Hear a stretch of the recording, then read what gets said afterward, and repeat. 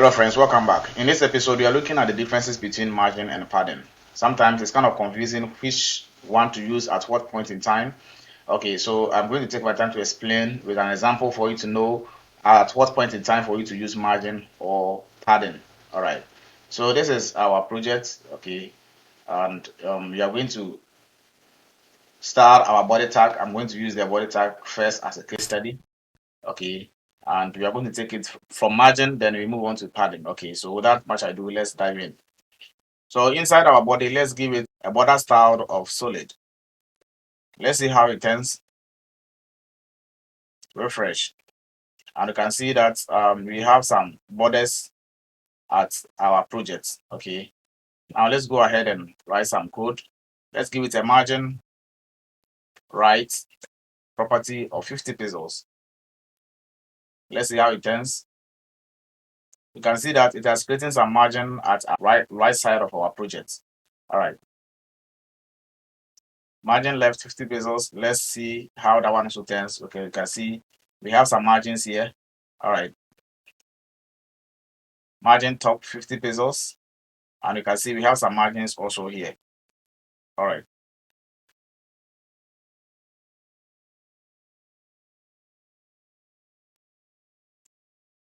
Margin bottom 50 pixels. This one we cannot see because we don't have enough content here. So for you to see the margin bottom, what I will do is I'll grab this code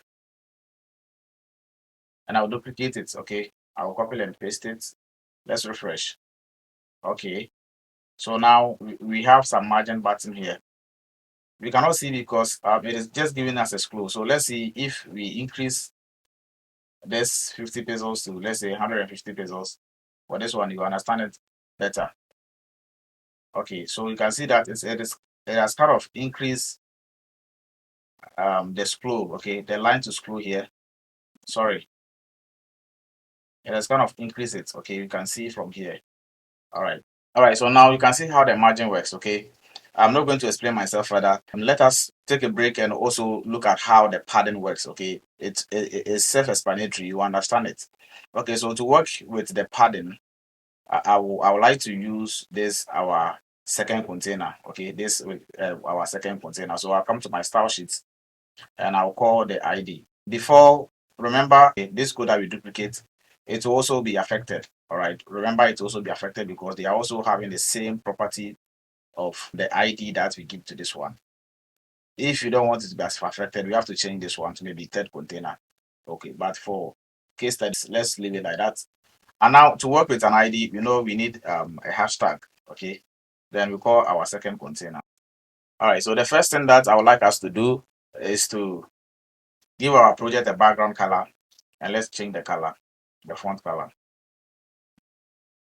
Now let's save it and see how it turns in the browser. So you can see this is our second container. Okay, this is what we have. Now let's go and write some code for the padding. Okay, so let's give it a padding. Okay, so padding left of 50 pesos, padding right of 50 pesos. Let's see how it turns. So you can see the difference. Okay, you can see the difference between the margin and padding. Okay, you don't worry. Let me implement some code to our first container. You understand it. So the first container, let's make it margin. Okay, margin left. Now margin left of 50 pesos, margin right of 50 pesos. Same like this one. Let's head towards our browser and refresh. And you can see. So with the margin, okay. So with the margin, it moved the content in accordance with the background. It moves everything. But with the padding, the background will be there, but the content will be moving. Okay, the text inside or whatsoever content that you have, it is only the text that will be moving. But when you're using margin, it will move both the background and the text. Okay, so these are the basically difference between the margin and the padding. That is why when we apply the margins through the corners, the left and the right, the top and the bottom, it kind of push everything. So supposedly we applied a padding instead of margin. Like the borders will be there and the contents rather will be moving. This is the difference between margin and padding. And I hope you are clear with that. Okay. So keep it in mind whenever you're working on projects and you need one to use, know the best one to choose for yourself. All right, let's end here. Come back on the next one and learn more. Thank you.